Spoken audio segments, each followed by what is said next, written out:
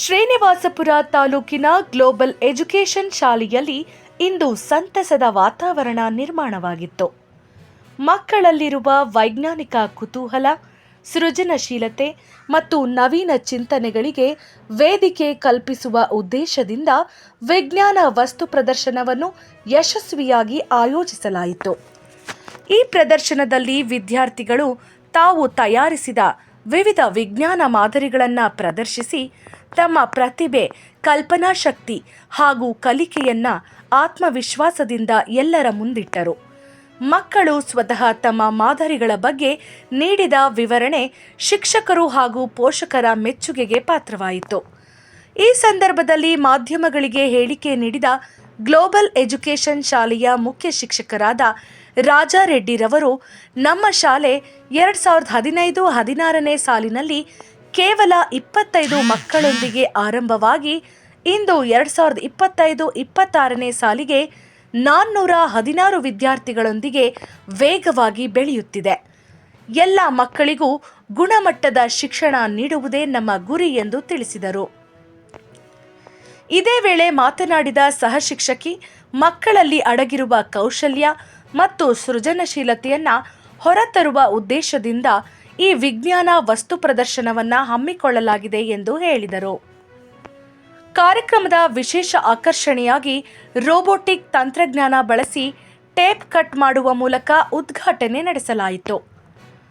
ಮಾಧ್ಯಮಗಳಿಗೆ ಮಾತನಾಡಿದ ಶಾಲೆಯ ಅಧ್ಯಕ್ಷರು, ವಿದ್ಯಾರ್ಥಿಗಳ ವಿಜ್ಞಾನ ಮಾದರಿಗಳಿಗೆ ಪೋಷಕರಿಂದ ಉತ್ತಮ ಸ್ಪಂದನೆ ದೊರೆತಿರುವುದು ಸಂತೋಷ ತಂದಿದೆ ಎಂದು ಹೇಳಿದರು.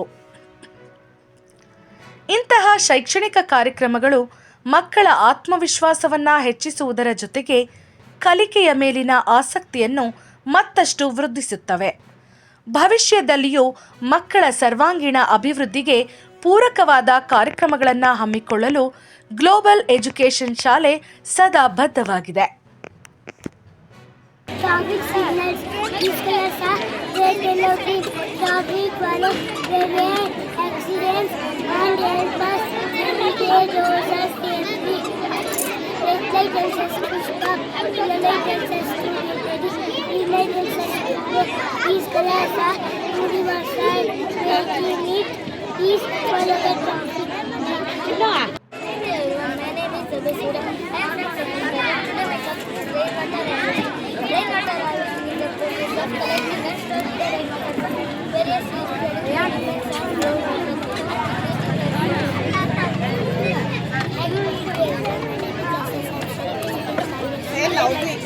Hi, good morning to everyone. My name is Lasha Samson. Today my topic is rainwater harvesting.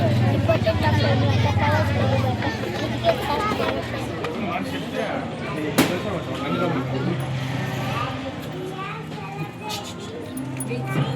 My name is Nikita. I am studying in 8th standard. My project name is Human Dark will be 72 times per year limit. The walls of the chambers of dark are made up of musculars. The teammates are Myself Chetan. myself. We We are studying in 9th standard in Global Educational School. Today we are explaining about the integrated farming.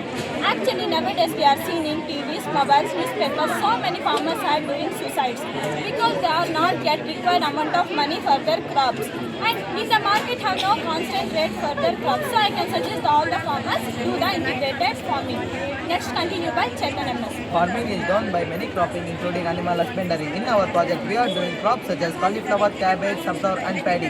The farmer gets more food grains from the paddy, oil from sunflower, vegetable from cauliflower and cabbage.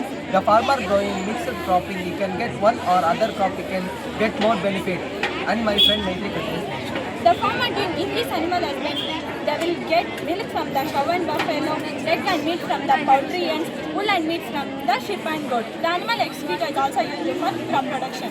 The animal excreta is also used for biogas production. The biogas is used for cooking food in home. The poultry excreta is also used for crop production like and many. It next continued by Faisal. Consider farming, growing both fishing and paddy crop. The paddy crops have many fish and insects. The fish can be eat, fish fry and insect fry. The fish etc. can use like manure and paddy crop. The farmer can sell both crop of paddy and fish.